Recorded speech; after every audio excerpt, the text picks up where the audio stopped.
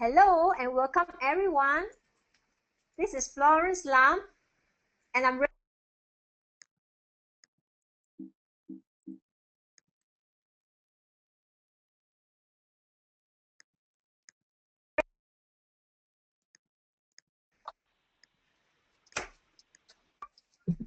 Hello and welcome everyone.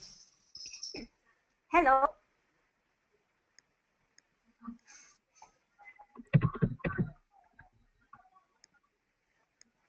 Hello and welcome everyone.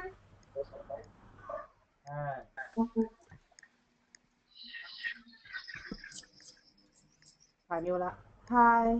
Hi. Hello. If you are there on board, can you just say hi so I know that you're around?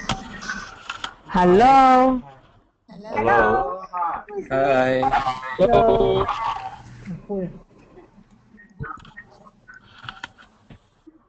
Okay, I'm so glad that you're on board. This is Florence Lam and I'm really excited to be here with you today. Can you hear me clearly? Yes. Yes, we can hear you. Yes. We can hear. Okay. Yes. All right.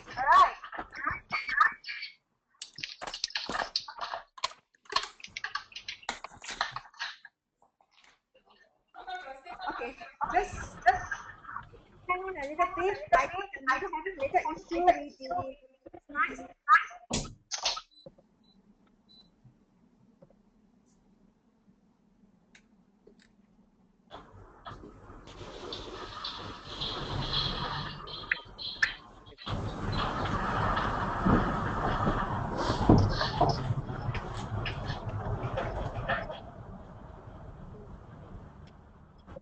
Okay, shall we begin? What I'm going to share is how to take coaching presence. What you will learn from this session will be to cooperate spontaneous relationship Echo, no? with the three functions in presence and practice the three simple exercises to prepare for presence. I'm hearing some echo. Perhaps all of you can just unmute if you are on the mic. Okay, thank you very much. Okay, if coaching presence is important to you in achieving great coaching, here is what I want you to do. I want you to put aside anything else you may be doing right now. So no Facebook, no answering emails, no checking voicemails, because every minute you invest with me in learning the ideas I'm going to share it with you, it's going to help you to increase your coaching competency. And for those who are not yet coaches, and I hope you'll be one very soon, you'll find these ideas very useful in building or improving relationship with your families, friends, and with any accountants you may have. So if you do not want to be distracted and miss out on some of the ideas that I'm going to share with you in this webinar, please put down everything and focus on the content. So let's get started. Now, I'd like to begin with a little clip, a short clip from the highly emotional movie, Scent of a Woman. Let me first share a short synopsis of this clip first. There's this pretty young woman waiting for a friend, was invited by a blind lieutenant to learn tango dance. At first, she declined the invitation because she was fearful that she would make mistakes. But the lieutenant assured her that there were no mistakes in tango. If there were any mistake, just tango on. The young woman finally accepted the lieutenant's invitation to learn the tango. You will notice that as she walked to the lieutenant's hands, and the latter reciprocated with a reassurance. While they danced, the young woman stumbled and the lieutenant just flowed with her, lifting her confidence. Very soon both seemed to move as one. What transpired was more than simply a dance lesson. They were both deeply fulfilled by the experience. So I would like you, as you watch the movie clip, please type in the chat box on the right side of the screen what you discover from this short clip. So ready? Okay, here goes.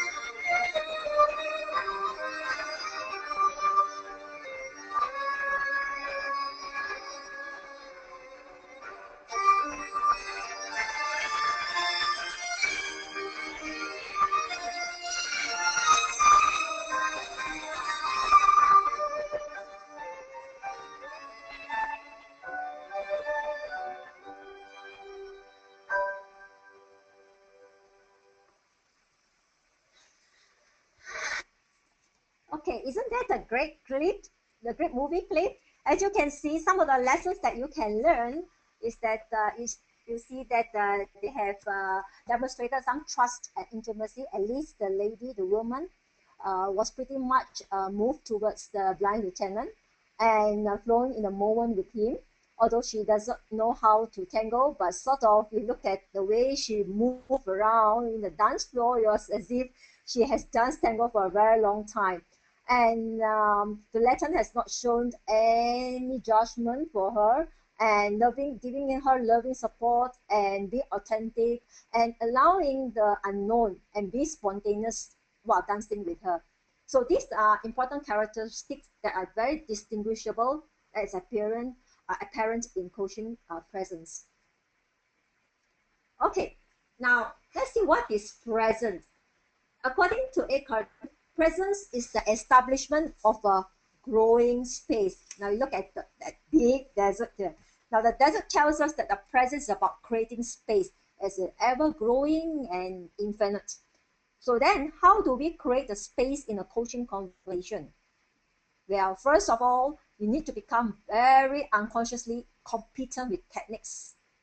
So you have to move from consciously competent to unconsciously competent with your techniques and whatever coaching models that you have learned, and become less focused on the process and more aware of the client, because the client is the focus, and aware of the moment and the coaching dialogue. Now let's take a look at what ICF definition is for coaching presence. Now, ICF says that coaching presence is the ability to be fully conscious and create spontaneous relationship with the client, employing a style that is open, flexible, and confident. Look at the keywords: fully conscious, spontaneous relationship, open, flexible, and confident. Let's begin with how to create spontaneous relationship. Now I have Googled, and according to google.com, spontaneous applies to what arises naturally. rather than resulting from external constraints or stimulus. It is about natural, uninhibited, unconstrained, and happening without apparent forethought or prompting. And relationship is the state of being connected. So when there's no connection, we lose our ability to empathize, belong, and love. So to be spontaneous, it requires us to be very flexible and present with the moment. Now, if you want to know what is present, we have just watched the tango dance. Both dance partners are oblivious to the outside world. They are in the zone, or what we call in the moment. And I believe some coaches like you would have experienced many times of that moment, in that zone. Now, the way they move with each other in the tango dance, their posture, their expression, they match each other. And there is this silence, this special silence between them that reflects the trust and intimacy. So being present is the keystone to building trust and intimacy. Being present is also about being in love wholly with the client. Can you see that love that is transpiring between the two dancers just now during the clip? When we are fully present to someone, like a coach and a client, we create a space where they are able to be fuller of themselves. And then to have the experience of being appreciated and respected, not for what they do, but for who they are. Now imagine the time when you go into your wardrobe, searching for the right color and design to fit the day. At least yesterday I was searching in my wardrobe for the right color, the right design that could fit my mood for the day. I took up one and then I tried and I looked into the mirror. Oh, it doesn't fit that well with my mood. So I went back into the wardrobe and I chose another one and it still does not feel right. So in a coaching relationship, do you have that kind of moment where you just couldn't match with the client? It just does not feel right. So this can go on for a while before you can finally settle for the like clothing, before you can finally settle on the conversation with the client. So you notice that if you continue to search for the questions or to search for something in your mind on how to match the client, that's when your wardrobe, your presence will be lost. You will not be there. It's just like the days when you try to search for the right clothing to fit for the day and you cannot just find the right one. But the moment you just follow the gut feeling, this particular clothing just showed up in front of you and it was just around for you for the day. So in a coaching conversation, sometimes unknowingly we are sieving through the coaching models we have learned. We formulate the next question to ask. Or in our mind, we are attempting to choose the question among the many standard questions we have learned. It's like going into our wardrobe, searching for the right color, searching for the right design to fit our day. So when you are busy in your mind doing that, you will be going around and around with the client, not getting anywhere with the conversation. Because you decrease your capacity to be with your client. If you are to have a meaningful and transformational coaching conversation, you need to be wary of attachment to models, structures, and perceptions. You may be taught with many methods and structures by your coaching school, but none can surpass the intuition that prompts you with the right question at the right time to elicit the very answers needed by the client.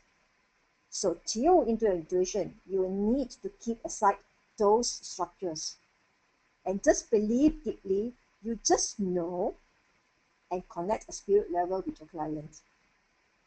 And then you will be surprised that the next question you ask was the one question that gets the client light up with knowingness.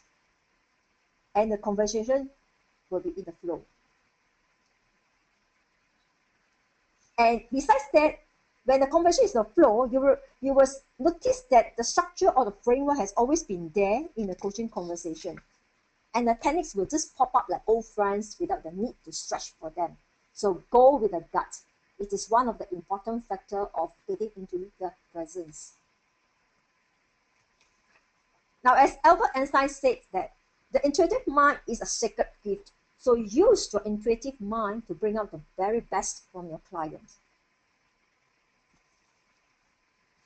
It is always very natural for us to fear the unknown. And that is one cause for worries. When you do not fear the unknown and have the openness to dive into the risk of not knowing, to truly open to what might emerge in the session, and just dance with the rhythm between the silence and the speech. It reconnects you with the imaginative possibility that will align you with your client's evolving potential and expanded awareness. And when that happens, you will co-create transformational experience with your clients. So get comfortable to not knowing.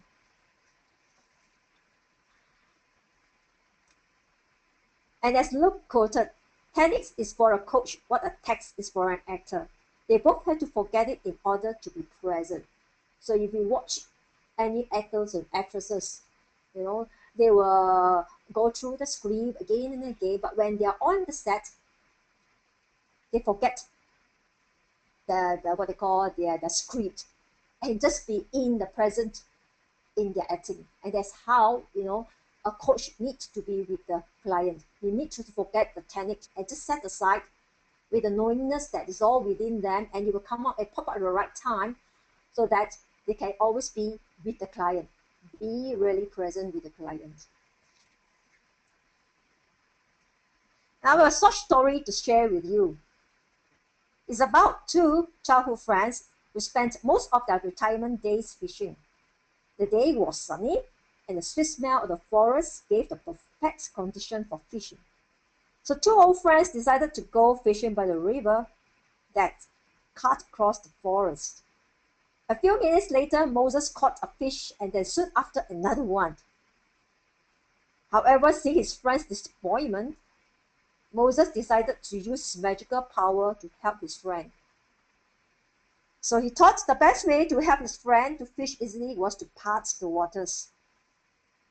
And a fish would be on the riverbed for his friend to pick up. But lo and behold, his friend wasn't impressed at all. He felt so annoyed because Moses' way wasn't effective at all. So it sounds familiar to you? So as a coach, being present means allowing the client to own the solution, to believe in the client's potential as the solution has always been within the client. And if only the coach provides the client the space to clear the fog that hid the solution.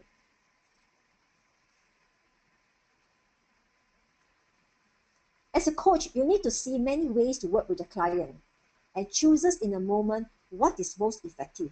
It is about being creative and spontaneous, and don't insist on deliberating on a single option, or you will lose presence with the client.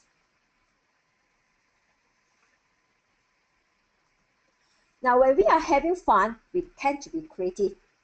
Could you remember the time when you were a little kid, when you play around? So much spontaneity and so much energy.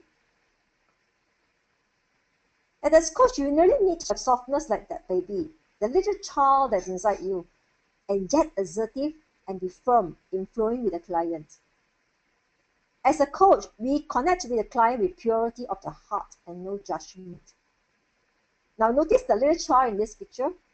She's bubbly, she's enthusiastic, she's energetic, and no emotional baggage, of course. So as a coach, when you carry emotional baggage with you during the coaching conversation, you will not have the space for your client. You just cannot be present with the client.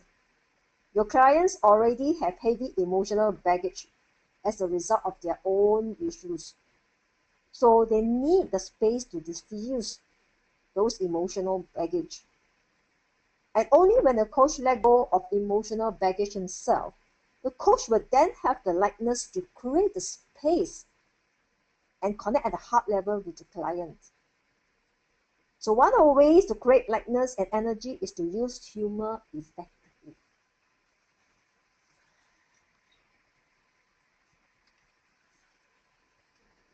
Now take a moment and look at this picture in the slide. Do you see the old woman?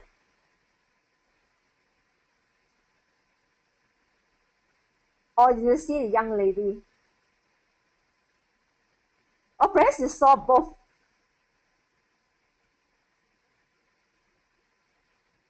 Well, as the coach needs to look at all possibility and be very open to experiment with new possibilities.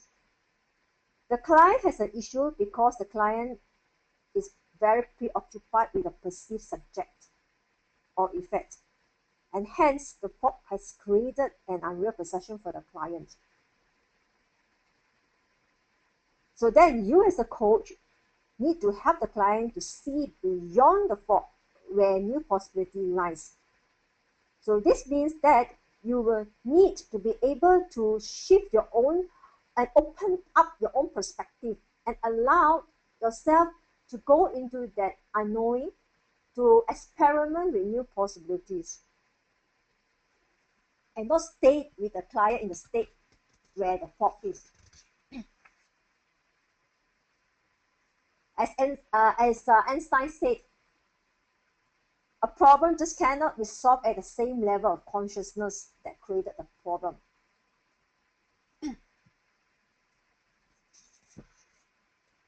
Now, self-managed and self-aware are very important qualities for a coach. The coach needs to demonstrate confidence in working with strong emotions and can self-manage and not be empowered or enmeshed by clients' emotions. Otherwise, the presence is lost. In assessing your client's concerns, you must not get hooked to your client's emotion and let the client brings you around the issue without any exit. Hence, get entangled in a maze together with the client. It is paramount that you have a certain level of emotional intelligence and has a level of consciousness beyond the client's issue in the moment. And how can this be achieved? You can raise your spiritual quotient to get centered and be grounded to diffuse the tsunami of emotion from the client.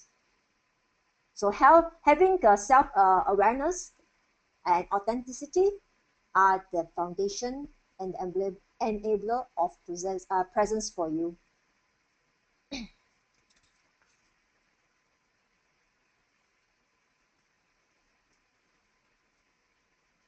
Okay, now let's move to understanding about the functions performed by a coach towards presence. Now, in your capacity as a coach, you might be aware that these functions are performed in your conversation with your client. Firstly, you as the observer observing the observed. Second, you as the connector connecting the spiritual aspect of self. Third, you as the co-creator, co-creating the rhythm. Let's first look at the observer. Now, as an observer, you take ownership of the process and the client owns the solution. The profoundness of observation will lead to the use of the whole of the client in the coaching, which means customizing approaches to client needs, eliciting solutions and strategies from the client, with the knowingness that the client is inherently creative and resourceful.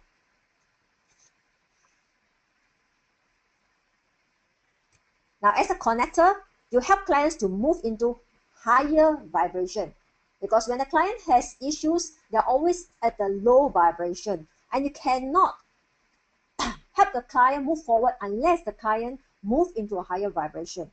So they need to rise above the issues and distinct from themselves personally.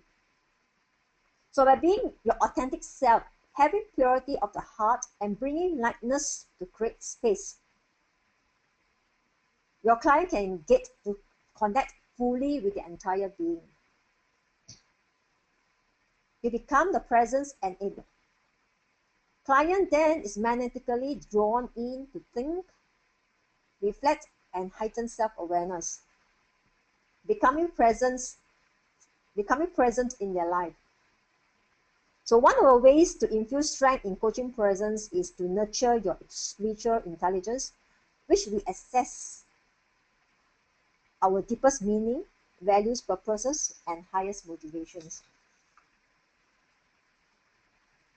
Lastly, the co-creator, co-creating the rhythm. Being a co-creator, you co-create the coaching rhythm with your client. You let go of ego and you communicate a real authenticity about who you are. Then there's this invitation for the client to let go too. It also means to co-create the silence in between speeches, which birth a holistic experience for the client. It is just like the space between the notes of a music score. If there isn't any space, there will be no music. Silence gives us a license to listen and be silent simultaneously. By co-creating silence with the client, both parties make conscious contact with their higher self and act from the heart of who they are, and thus giving permission for new level awareness and infinite possibilities.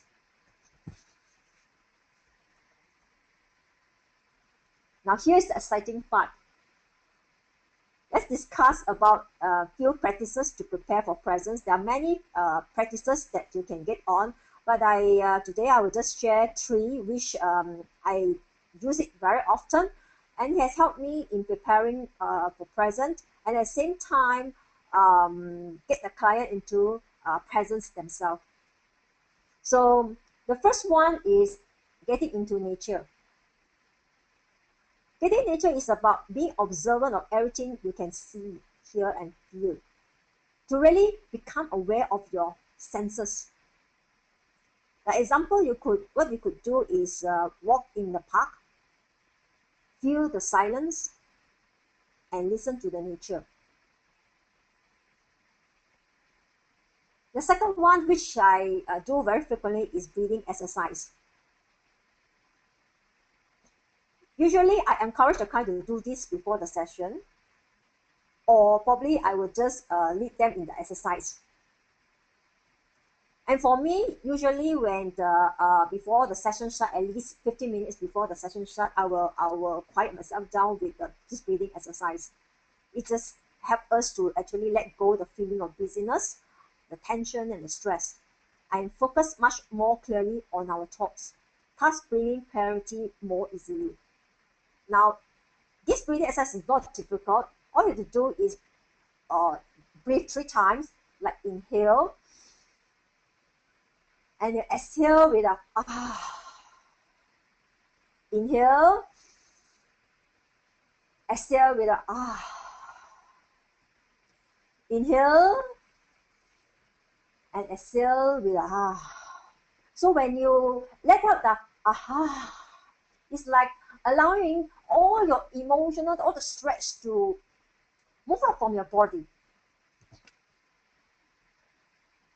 And the last one that I practice very regularly, and in fact, I even do it before even a training class, like even now, before the webinar starts, is intention setting. It is a very, very effective one because it helps us to focus on what it is that you really want to achieve from the session.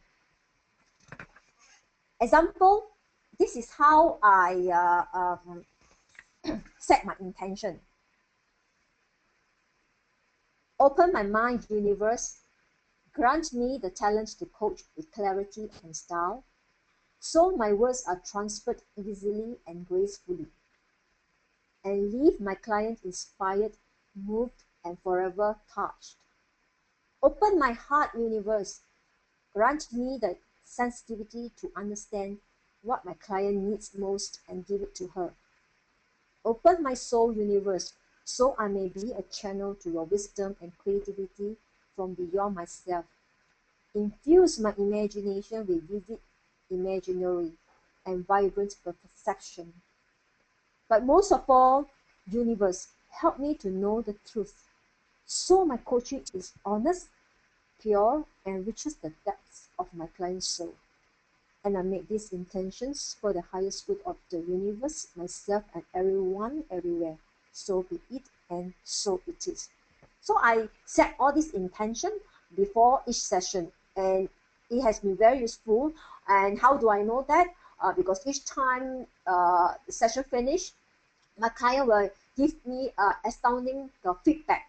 So I knew that that I have created such presence with the client to the extent that they got their aha moments, and they have also reached the kind of presence, the moment with their own life. So before I end, I would like to leave you with this question to reflect on. What would be different about your coaching if you share more of your presence? What would be different about your coaching if you share more of your presence? So, okay, now I have ended my presentation. It's Q&A time. I have ended my presentation. It's Q&A time.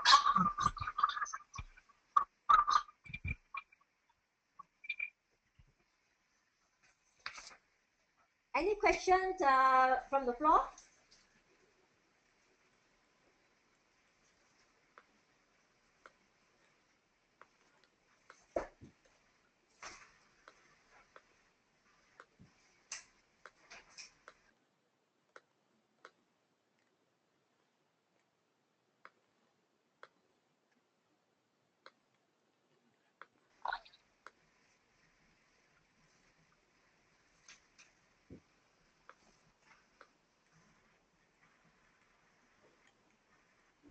Unmuted.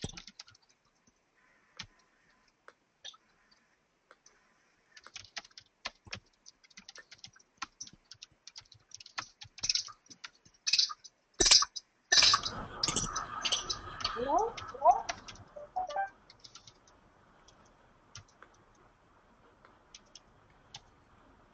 Any questions from you? Hi, Florence. Gina here. ครับไม่เป็นไรก็ได้ประสบการณ์กันอีกนะครับสวัสดีครับ Hi. Can you hear me? Okay, I hear you. Okay. Thanks, Florence. I think it's very clear. I have one question. Oh, I hear myself in the There is hold on. Are you? There's echo at the background. Yeah. The minute you unmute us, we are hearing the echo.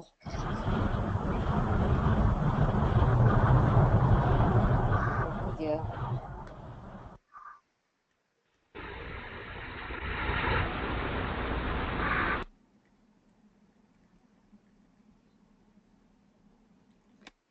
Okay, it's done. You can speak now.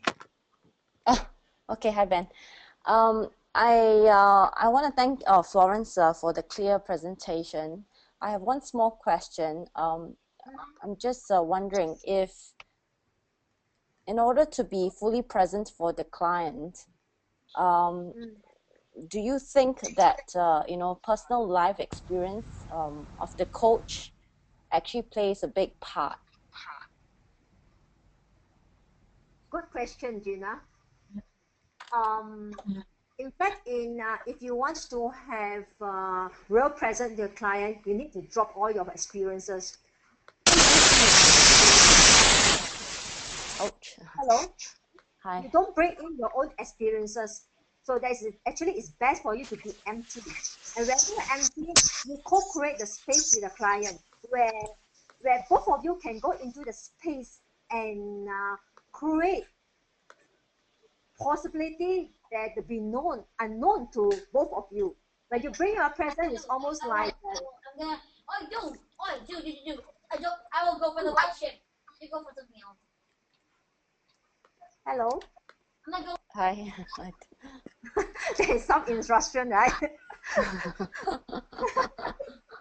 So the point is you don't go into a coaching conversation with your experience, because you do not need your experience to give a solution to the client. You just need to be there with them, to be the emptiness, like an empty vessel for them to have space. It's only when they have the space, they are able to listen to their heart knowing. Do you get that? No? Yeah.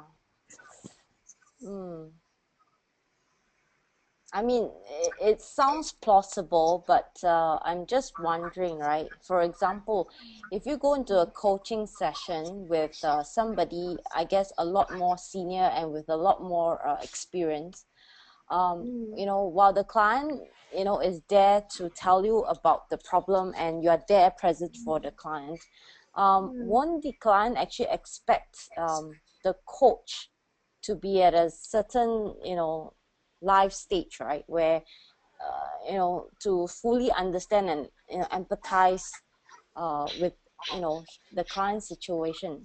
I mean, I hear what you say about, you know, coming in all empty and, you know, just listen and be present, right? But I'm just thinking from the client's perspective. Will they expect the coach to be at a certain, you know, level before they can even trust you to tell you their problems? Okay, my experience with even a client who seems to be in terms of better, what you call it, the term as smarter than you. Okay, my experience is that when you try to be say smarter, look smarter, think smarter, and thinking that having this experience by your side will help you. No, it doesn't. It depends. You see, it is very much depend on how first when you do the contract. That's why the contracting is very important. Okay, to reach an agreement with the client, to let them know that you are there for them. You will help them to evoke, to open up their experiences, to move them out from their current experiences to new experiences which they have not experienced at all. It's like let me see whether I can draw it here. Okay, I will try to draw it on this slide here. See whether we can. It's like yeah, it's like you go here. The client should go here thinking that this will help him or her to reach a certain solution that can address this pressing issue. But because you have created the presence with the client, okay, I use another color. So when you create another, I mean the space for the client where the client can be drawn into the particular space and go into the heart knowing, letting them understand their wisdom, the inner wisdom, the inner resources, they will go this way. This way. You got it? Yep. You see? If not, if you play with your own experience, you will be following this path with the client. See? Instead of this path. Okay? Okay. Okay. Oh, thanks.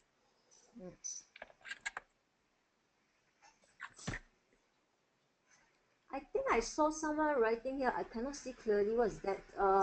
Unwilling client, something like that.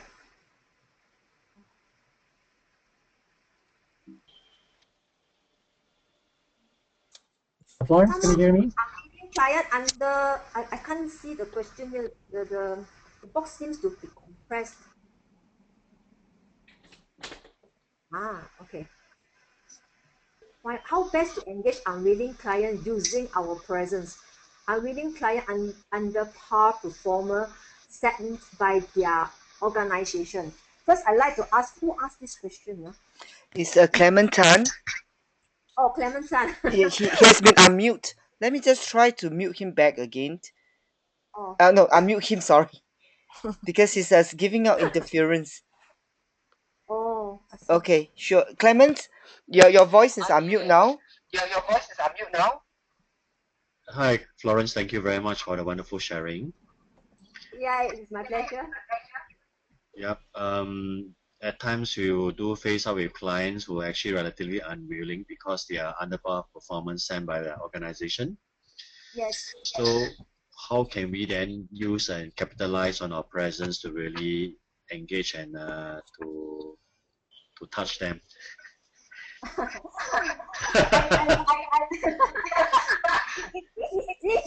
is a very interesting question, and it's a very valid question. I remember years ago when I was just a beginner, a very much gung ho, very excited, but very beginner coach, and I got appointed to this particular event sponsor by his organization, and he's what you call unwilling client. And to the organization, they deem him as a under par performer. So he came. He actually is a she. He came in very unwilling and not interested. So I would say did not start very well because she was resisting. She was resisting, and it's like when I move forward, she will go backwards by 2 steps. So until I actually had to assure her that I am not there for the sponsor, even though the sponsor paid me, but I am there to be with her. See the client, it's not unwilling actually. What you call it, them unwilling. Actually, they are not unwilling. They just cannot trust us because as a coach, we were paid by the organization. In their mind, they are thinking, oh goodness, why the organization hire a coach to coach me? That means I underperform, but I don't feel I underperform, and I'm not willing to disclose anything to the coach because the coach might tell the sponsor, look, it comes back again to setting establishing an agreement. How you put an agreement with your client? You may have an agreement with your the sponsor organization, okay, but you need to have a separate agreement with your coachee, all right, whom you coaches, to reassure her that you are there as a coach, and whatever the things that she tells you or she tells you is confidential to you only, and until she has given permission, it will not be disclosed at all to the organization, because in a coaching conversation, there may be a time when there will be sensitive things that arises out of the conversation that could be probably something to do with their own personal life. So as the client, they are unsure whether the coach will be with them and really hold them in trust with them. So as a coach, they are not unwilling. It's just that we have not built enough of trust. We have not shown our presence enough to the client to call or to someone that kind of what we term as a willingness to cooperate with us in the coaching conversation. So like for me, it's like 3 session or 4 session of re-assuring, recontracting, having the agreement again and again in each session to reassure her before she finally opens up, and it's really very, very, very sensitive things that she doesn't want her boss to know about. So you got it, Clement? Hello, Clement, are you there? Yes, got it. But at times, organization feels that they want quick solution. They don't want the coach to spend 3 to 4 sessions. Yes, I know that. That's why it's important, Clement, that when you get hired by a organization, you need to establish the agreement, a proper agreement with them. To tell intention, your expectation, and what is their expectation with you. Otherwise, it's for me. I actually I turn down even the organization when they expect this from me as a coach when I cannot deliver that. So as a coach, we need to be sometimes I would say that not be so hard up for a business, because when you do that, uh, we tend to compromise some things, and then we really want to help our client, because at the end of the day, it's all about our integrity. It's all about feedback from our client, how they will think of us once they finish the session with us. Yes, no doubt the organization paid you, but you can choose to manage the expectation with you, and make it clear with the organization.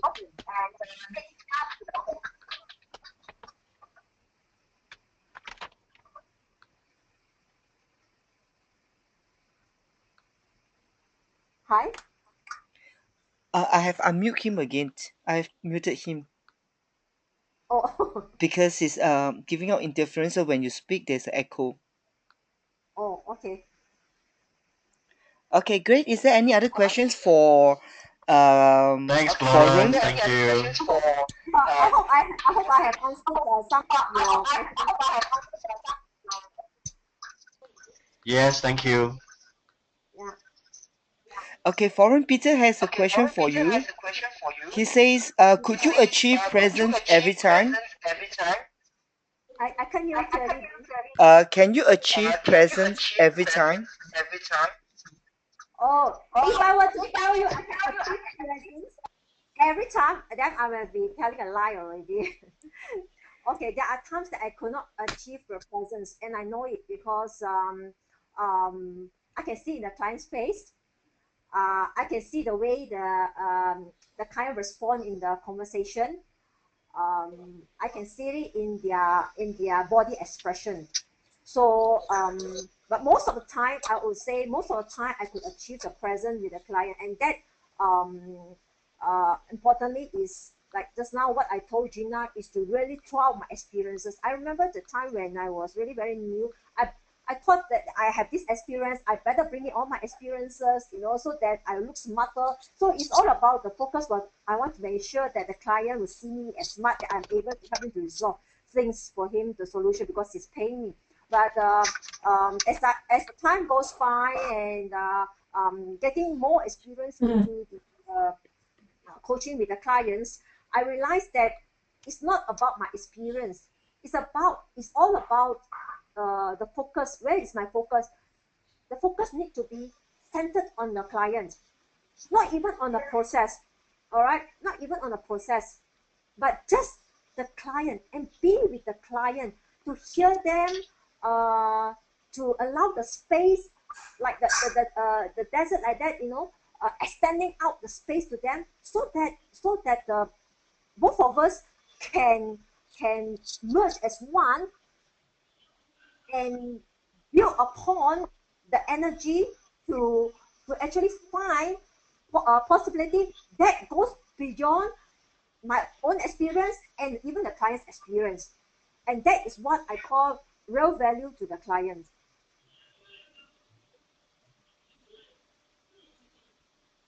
Did I answer your question? Peter is unmute. Okay, let me try to unmute Peter first and see. Okay, Peter, you are unmute now. Okay, great. Is there anyone else has question for Florence concerning Tango into coaching presence?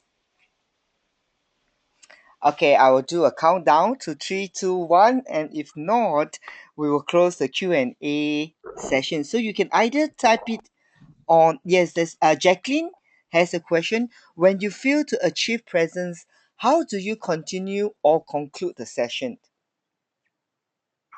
Okay, when I achieve the coaching presence in my client is the time when the clients have found their aha. Okay, so when a client found the aha, I will usually cheer with them on their ahas, and embrace that moment of time with them. and usually the question that follows along, okay, will just narrow down in a way that embrace the entire being of the clients to a situation where the client takeaway will be that it continues on even after the session. That means the action that they're going to take, it will be seems easy for them. It's like effortless. It does not require any more push. The client seems to be able to grasp it and very inspired. It's like what we call an inspired action to move forward without much of any more of the bucket holding them. It's balloon already. Mm-hmm. So in incidents where you feel that you are not in the presence with the clients, so how do you then re-establish that presence? Oh, that is interesting. Usually I will be very honest with my client. In re-establishing a coaching project, it's important to be authentic and be very very honest with the client. So I will tell the client that I apologize, I'm sorry that I'm not present with you, and that I'm not getting connected. So can we relook at the whole thing, once again, and let me hear you once again. So client has been very kind, and they understand because you are open with them. You are honest with them, and that openness and honesty with them and be authentic with them would have already gained points with them to re-establish the trust and intimacy. Okay, so in other words, to be real honest and seek Mm, forgiveness. yes, open with them. Okay, great. That's I the hope. thing. Sometimes we don't want to hold a mask with them. When you hold a mask with your client, the client also will hold a mask with you.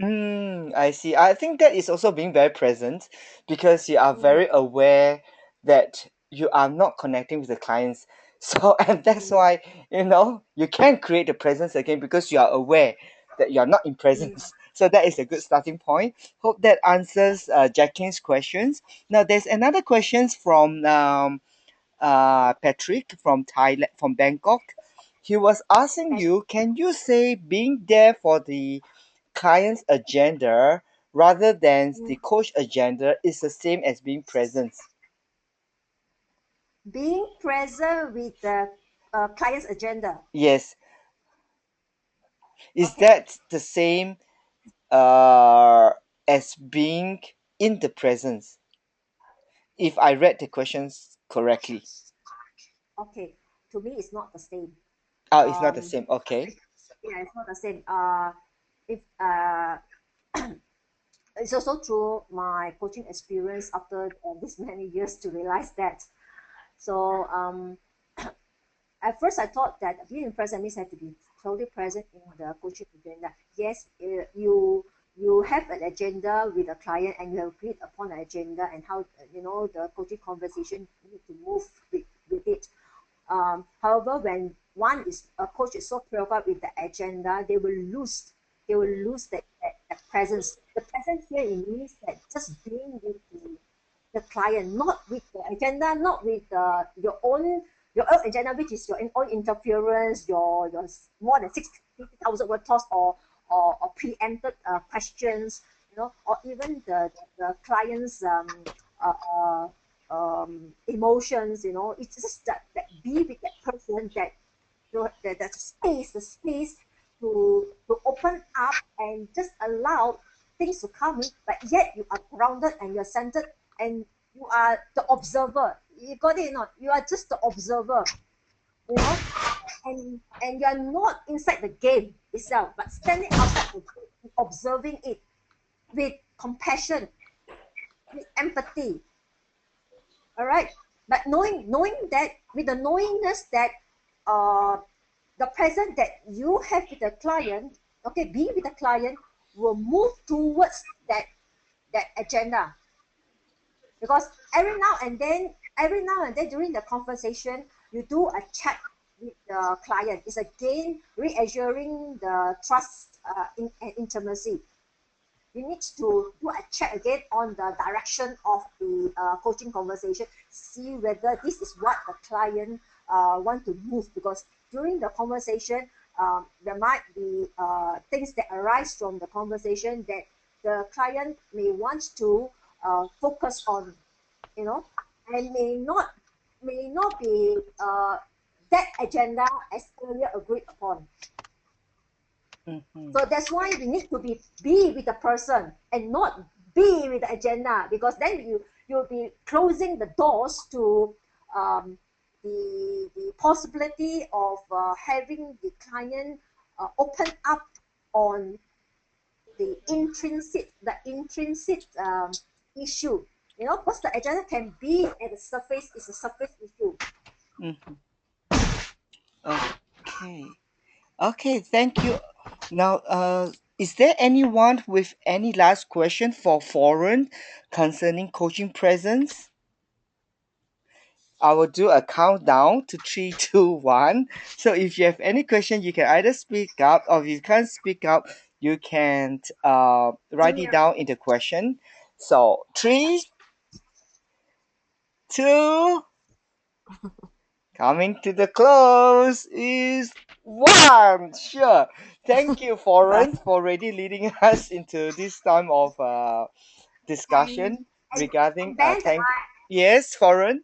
And then I have a gift for the participants. Sure. I want to acknowledge the presence of the participant, and for coming into the webinar after the registration, because most of the time when we go into webinars we tend to register and we don't turn up. So because you turn up, I really value your presence. So I'm going to email the what they call the PDF copy of this presentation, Wow, thank you. and you can have it.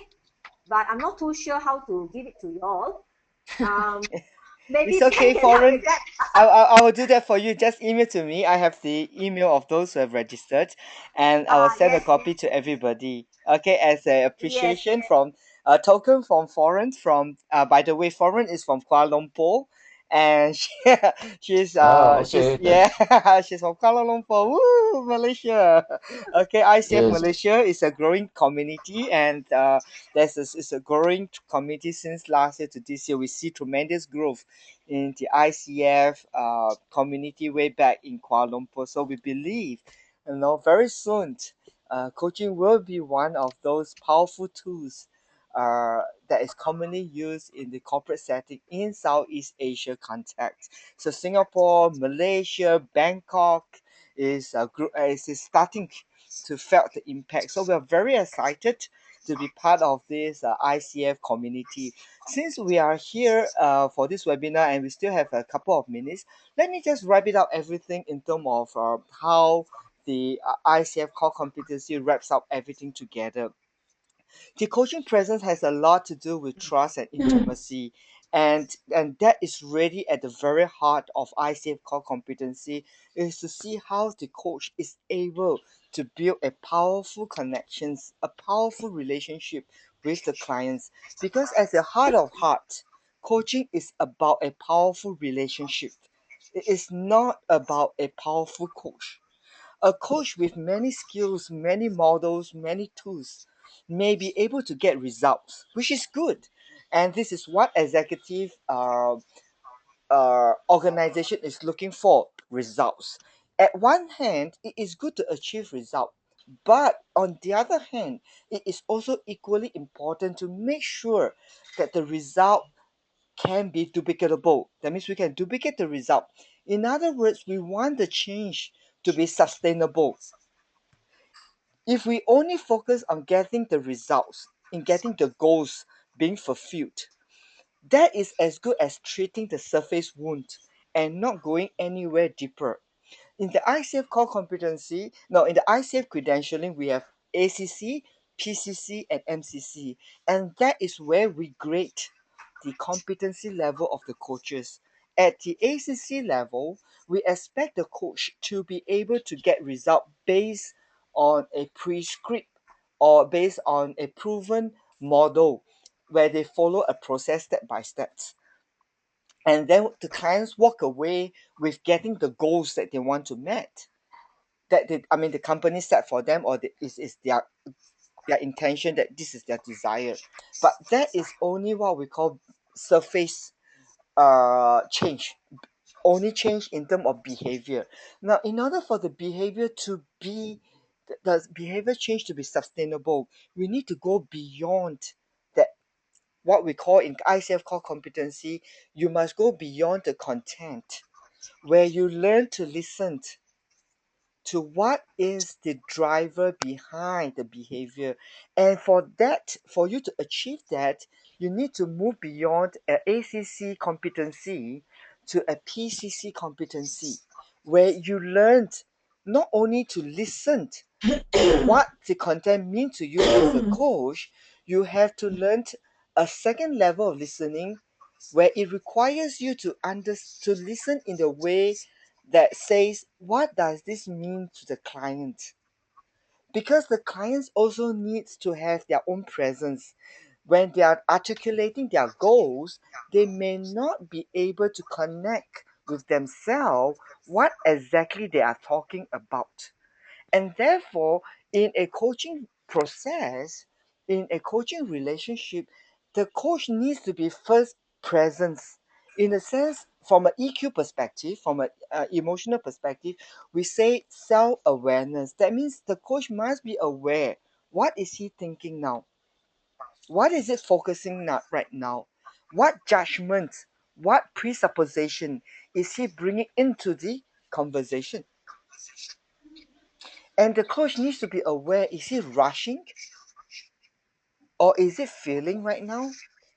Because in order for the clients to know that there is a presence, the clients need to know that they are being heard. And what is the best way to help the clients know that they are being heard than the coach being fully present about what is he doing? There are times when we get so excited that we are talking over the clients, or where we actually present our agenda to the clients because we are interested in getting the results. We had a bird eye view, we know where the client is and where they need to be, and we present that pictures to them. So, in other words, if that was the case, then the clients may not really have the space to be heard because it is really the coach holding on to the agenda. So, at ACC level, we allow that to happen because we are at the ACC level, we are only concerned about the clients getting the results, but we are not so particular that the clients must walk away with a learning experience. But at the PCC level, that is where coaching presence becomes an important issue. In order to create that learning experience for the clients, the coach needs to reflect to the clients, what is it that you're talking and what does that mean to you? And that will require you to perfect your listening skills. What is it that you're listening? Are you listening to yourself about what you're thinking about the situation, about what the client should be doing and have not done?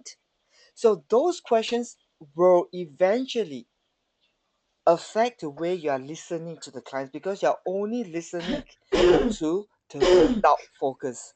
So you had to tune in to listen beyond the content, we just get you the result, to what is the client's feeling at this point of time. What is the client thinking at this point of time? What could be something that is hidden that the client is not acknowledging it? So that is the presence that we want to bring into the clients. The coach being present about what he's thinking and allowed, or at the same time helping the clients to be also be aware of what he is or she is thinking. So this is what we call the coaching presence. It is a way of really building a strong trust and intimacy with the clients in the hope of building a very powerful partnership. And there are a couple of things that I would like you to walk away with that will be really very practical in terms of building that presence on top of what Florence has mentioned. I think the first one is your preparation stage. I presume most of you have experience coaching a clients, and you know that usually the clients will inform you in advance what is the topic that they would like to talk about. Once you have the topic about what the agenda or at least the context of the discussion, that is where you need to do your preparation. Ask yourself very few important questions. For example, a client comes and says that I want to talk about my sleeping habits. I sleep late in the night at 3 o'clock in the morning, and this is unhealthy habit and I want to change. Now, this is a topic. Now, when you know about such topic, then you can start to prepare before the coaching session start. What are those areas you would like to explore with the clients? And then at the same time, you anticipate what could be the possible results that the clients might be leading to based on your knowledge, based on your experience. So in other words, this experience and knowledge you had is important because it helped you to charge the course of discussion. And then you won't be surprised when the discussion appears out, so that you have enough mental resources to be more creative and more spontaneous, because somehow you know that based on the experience this could be the possible outcome, what we call the range of radar. So the more experience you have, the wider the range of the radar is, so that allows you to detect what could be the norm, and then using that as a guide, then you sort of like come up with something that is uniquely belongs to the clients. It won't go off too far from the radar. So a pre-preparation stage of knowing exactly where you're going to expose the clients will then allow you to have enough mental resources to really focus on the feelings, trying to hear what is the meaning behind the content that the clients bring to the table. So that is one which I find it very helpful to help you to create a coaching presence. The second one is that I would like you to practice this in terms of your briefing. As you begin in a coaching conversation with the clients, I'm not talking about the beginning part, I'm talking about when the story unfolds. There is a tendency that the coach wants to speak rather than listen. Every time the client says something, and if that something resonates with you, immediately the urge is, maybe this is what the client has missed. Okay. Or when we start to talk, we tend to overtake the conversation, just like what happens now. I'm overtaking the conversation because so much ideas is flowing. Now, the best way to moderate such behavior is to focus on your briefing, to be aware of what you're thinking, and then to practice your briefing. Because when you become conscious about your briefing, you're actually signaling to your brain to stop firing too much excitement and be logical. Okay, when you're conscious of your briefing, it helps you to be very conscious about what you're thinking.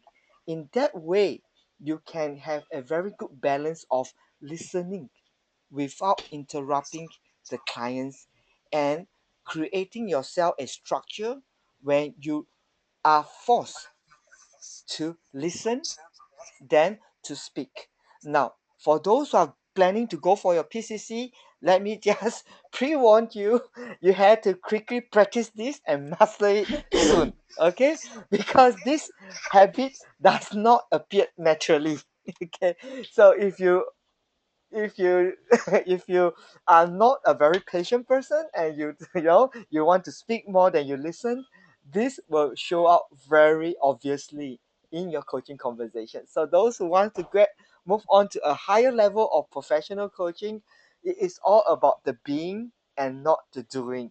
Of course, the doing is important, but that is really at the ACC level, where you master the skills of asking the questions, follow through the process, and do adequate listening to the content. But at the PCC level, we expect to see or hear more presence here, where you really learned and demonstrate the art of listening to the client. And this is what Forrest is trying to tell us. If you don't listen if you don't listen to the clients, it is very difficult to build a strong coaching presence. So at the end of the day, coaches are all good husbands, good wives. Okay, if you have good professional coaches, I believe your relationship will be strong because all professional coaches are good listener and someone who asks very thoughtful questions that provoke learning. So as you move on to this journey as becoming a professional coach, we believe as more and more people master these skills, I think we had a great chance of really improving our relationship with one another. And life is all about connecting with one another. And that is why here in this academy, I'm a life coach. We are so excited about coaching because we believe coaching brings about positive change. And that's why we are doing this. How does it brings about positive change? Very simple. It helps everyone to become a better human being. You can't show love without wanting to listen to know what is important for the other person. So, with this, we thank you everybody for joining us for this webinar. And this coaching presence is, as Florence has said, it's not just only for professional coaching, but it can have profound and powerful impact in every relationship that you're building. Okay, so thank you for being with us today. This program, this webinar is brought together by Discovery Leadership Coaching in Kuala Lumpur in partnership with I Am Life Coach Academy, where our vision is change is possible. Thank you and stay in tune with us. And next month we're going to have another speaker all the way from Vietnam. He's our program director and also the CEO of Vietnam Coaching Institute, and he will be coming to share with us something which I've not known yet, and that is the whole beautiful part of it, is that you do not know what is happening, but you just stay in tune, stay connected with us in our email, and we'll let you know what will be the topic for next week. Okay, so thank you everybody for joining us. We'll see you again next month. Thank you. Bye bye. Bye. Bye bye. Heroes welcome when they see my face, and the voice keeps saying, this is where I'm meant to be.